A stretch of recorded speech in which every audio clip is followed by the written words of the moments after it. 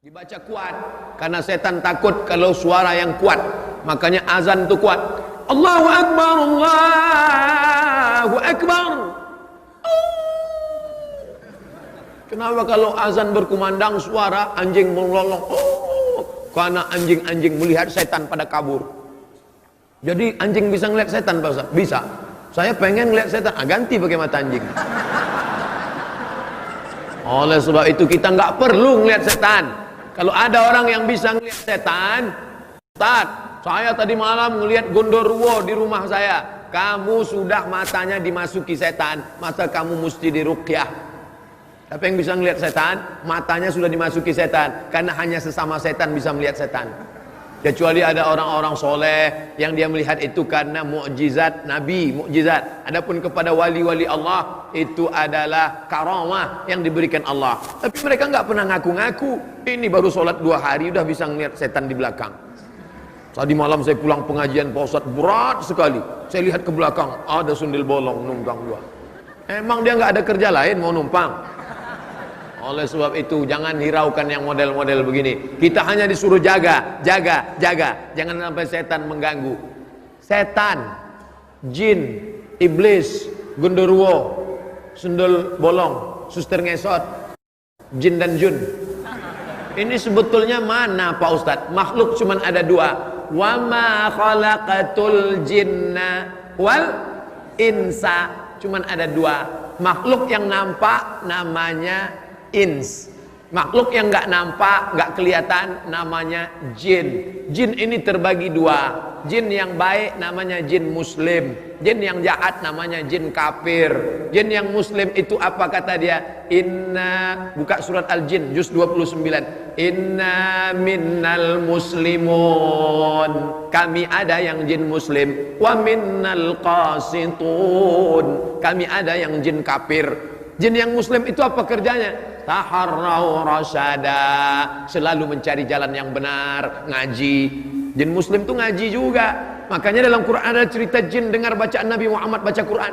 Nabi sedang baca. Qul, katakan ya Muhammad, annahu istama'a nafarum minal jin. Ada beberapa jin mendengar engkau baca Quran. Apa kata mereka? Inna sami'na Qur'anan ajaba. Kami, kata jin, mendengar bacaan Quran Muhammad itu ajaba, ajib, amazing. Kami dengarkan bacaan Quran Muhammad itu ajib, menakjubkan. Makanya kalau ada qori baca Quran, ada jamaah yang tidur, itu lebih parah daripada jin. Jin aja dengarkan baca Quran menakjubkan, dia bilang buka surat Al-Jin. Tapi ada jin itu jin kafir. Yang jin kafir itu apa kerjanya? Kanu li jahannama hataba, mereka akan menjadi bahan bakarnya, kayu bakarnya api neraka. Jin yang baik muslim, jin yang nggak baik kafir. Ustaz nunjuknya jangan ke depan lah, oke ke belakang. Jin yang baik muslim, jin yang nggak baik kafir. Jin yang kafir inilah disebut dengan syaiton. Induknya iblis, komunitasnya jin. Yang baik muslim, yang nggak baik kafir. Yang nggak baik ini kafir. Nama lainnya seton, induknya iblis. Iblis itu GM-nya lah. Adapun yang lain ini anak-anak buahnya semua. Apakah manusia itu juga bisa disebut setan? Ya. Kenapa? Karena dalam Quran dikatakan bahwa syayatinal insi wal jin, ada setan-setan yang terdiri dari manusia dan jin. Kalau begitu auzubillahi minasyaiton, itu bukan cuma untuk jin, bukan. Terus untuk ente juga. Kalau ada nanti kawan yang selalu menggoda-goda, baca dia auzubillahi minasyaitonirrajim. Ente mau ngusir setan ya? Enggak, ngusir ente. Kalau yang menggoda kita itu adalah jin, insya Allah kita baca ayat kursi dia kabur. Tapi kalau yang menggoda kita ini dari kalangan ins, kita baca ayat kursi, dia lebih hafal dari kita. Maka dalam Islam diajarkan, jaga ruh ini jangan sampai mati. Masih berdetak jantung, ruh masih ada di dalam. Sampai kapan ini? Sampai akhirnya janjimu sudah habis Abdul Somad, maka ruh itu pun keluar. Dari mana dia? Berawal dari ujung kaki. minal asfal. Asfal artinya bawah, bukan aspal. Minal asfal, dari bawah. Mengalir dia naik ke atas. Mengalir dia naik ke atas. Lalu kemudian dia pun keluar dari atas. Lalu kemudian mata melihat. Makanya orang yang mati meninggal itu matanya melotot melihat. Apa yang dia lihat? Ruhnya keluar. Orang yang meninggal dunia, salah satu ciri husnul khotimah, irqul jabin, keluar keringat dari jabin. Kalau ini namanya jabhah, kening. Kalau ini namanya jabin, yang di atas jabin. Kalau gabin, roti. Ini jabin namanya. Salah satu ciri husnul khotimah, irqul jabin, berkeringat bagian atas alisnya. Kenapa berkeringat? Saya lama baca hadis nih. Kenapa berkeringat? Ternyata sebelum dia meninggal, malaikat mengepakkan sayapnya. Dikepak sayap malaikat itu, matanya melihat, hai Abdul Somad, inilah tempatmu di surga, blok C nomor 15. Pada saat si hamba itu melihat tempatnya, dia malu kepada Allah. Sholatku nggak seberapa, puasa sunatku nggak seberapa, ilmuku nggak seberapa, amalku nggak banyak, tapi kenapa aku masuk dalam surga? Malu dia. Respon orang yang malu, biasanya perempuan tersipu malu. Biasanya laki-laki merasa malu. Kalau dia dipermalukan, merah telinganya, naik darahnya, atau bisa jadi keringat dingin. Tapi mayat yang akan meninggal dunia, jasad yang akan ditinggalkan ruh, ungkapan malunya berkeringat atas keningnya. Tapi jangan yang keringat rekayasa. Nanti mentang-mentang ustaz ceramah tanda husnul khotimah, ada keringat di atas. Pas tetangga sedang nggak ada, semprot. Biar disangka orang ustaz mati husnul khotimah. Kan itu maksudnya. Nggak perlu kita pencitraan. Ini nanti sampai mati pun pencitraan. Dipoto, alhamdulillah ada keringatnya sampai melebar ke wajah lagi. Kan itu maksudnya. Artinya ruh itu keluar. Orang beriman, ruhnya keluar seperti embun yang menetes dari ujung daun.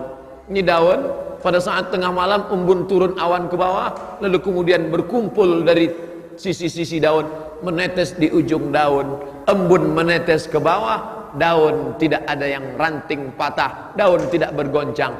Begitulah keluarnya.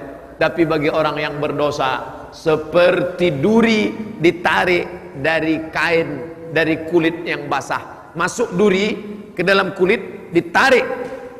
Ketika ditarik dia, mata kail yang ada dua, mata kail atau anak panah yang masuk ke kulit, lalu ditarik dengan kuat sampai dagingnya terikut. Begitulah rasanya kematian. Ada yang mengatakan kematian itu seperti tebasan pedang di tempat yang sama beratus kali. Ada yang mengatakan kematian itu seperti mata kail pancing ditarik dari kulit yang basah. Ada yang mengatakan kematian seperti kambing yang dikuliti hidup-hidup. Semua menceritakan itu kepada Nabi Muhammad sallallahu alaihi wasallam. Makanya selalu kita berdoa, Allahumma hawwin alaina fi sakaratil maut. Ringankan kami ya Allah saat sakaratul maut, karena kami tak tanggung takutnya untuk merasakan itu semua. Tapi kita tak perlu terlampau takut. Jangan gara-gara pengajian ini terlampau takut, pulang bawaannya takut aja. Nanti masuk kantor enggak takut, matilah. Mati enggak perlu takut, karena mati itu adalah resiko hidup. Berani hidup, berani mati. Takut mati, jangan hidup. Takut hidup, mati aja. Nah, ini resiko. Life is take risk. Hidup adalah berani mengambil resiko. Dan filosof-filosof barat itu hampir tidak pernah cerita mati. Socrates, Aristoteles, Demokritos, Thales, filosof-filosof barat, mereka hampir semuanya kalau sudah cerita mati takut. Tapi Islam justru cerita tentang mati. Kenapa? Mati adalah semangat kehidupan. Kenapa kita beramal soleh? Persiapan untuk mati. Makanya saya tidak ingin, awalnya saya ragu untuk menyampaikan tema ini. Ruh ketika berpisah dengan jasad berarti mati. Saya tidak ingin selesai pengajian umat Islam di Bandung bawaannya mau mati aja semua. Gimana bisnis kita ke depan, Bu? Udahlah, nggak usah diurus, saya mau mati aja.